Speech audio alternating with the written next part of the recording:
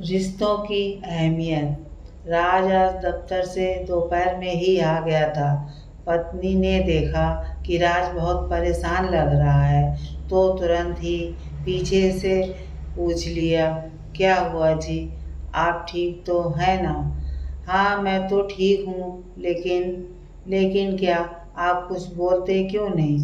निधि ने एक बार फिर से पूछा, लेकिन राज अभी भी जवाब देने की हालत में नहीं लग रहा था। फिर भी उसने हिम्मत करके बताने की कोशिश की। तुम्हारे पापा का फ़ोन आया था, सब ठीक तो है ना? बीच में ही टोकते हुए उसकी पत्नी बोली। हाँ, सब सब ठीक है, बस वो कह रहे थे कि केतन का उनसे झगड़ा हो गया है और वो उनसे अलग होकर रहना चाहता है। केतन का तो दिमाग खराब हो गया है, अभी शादी को 4 दिन भी नहीं हुए और माँ बाप से अलग होने की बात कह रहा है, गुस्सा में निधि बोली। उसे शांत करने के लिए राज ने उसे समझाने की कोशिश की। हो सकता है केतन सही हो, तुम्हारे माता पिता ने ही कुछ गलत किया हो। आप भी क्या बात कर रहे हैं? मैं बचपन से जानती हूँ अपने माता पिता को, वो गलत नहीं हो सकते।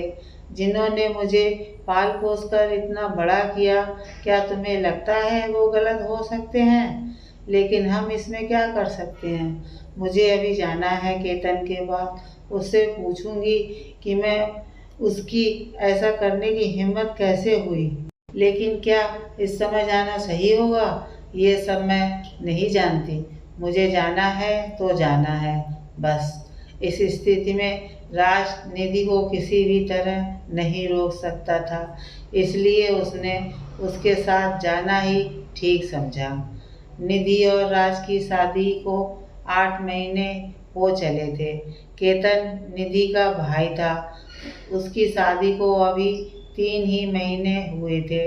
निधि अपने मायके पहुंची, अभी राज कार में से उतरे ही नहीं थे, इतनी देर में तो निधि दरवाजे से घर के अंदर भी दाखिल हो गई।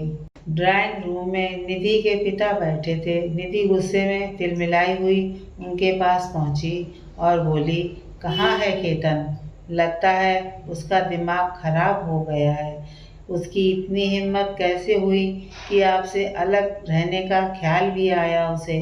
निधि के पिता हैरान होकर उसके मुंह की तरफ देखने लगे, फिर कुछ चिंतित सी आवाज में बोले, निधि बेटा, ये क्या बोल रही हो तुम? किसने कहा तुमसे कि केतन हमसे अलग होने वाला है? इतनी देर में केतन की पत्नी किचन से निकलकर बाहर आई। पिताजी के सवाल और केतन की पत्नी को देखकर निधि एक पल के लिए मानो शून्य में चली गई। उसे समझ नहीं आया ये सब सच में हो रहा था या उसे कोई बहुत बड़ी गलतफहमी हो गई थी।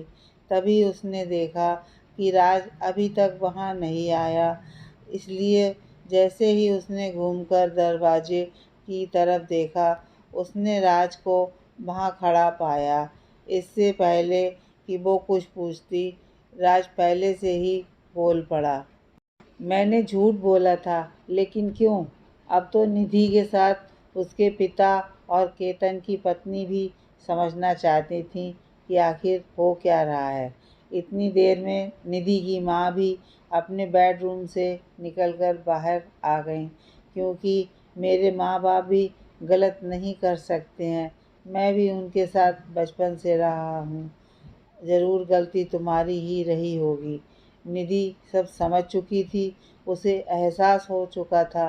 निधि की आंखें आंसुओं से भर गई थीं और वो कांपती हुई आवाज़ में बोली, हम आज ही माँ बाबूजी को घर ले आएंगे। लेकिन वो गए कहाँ हैं? क्या मतलब?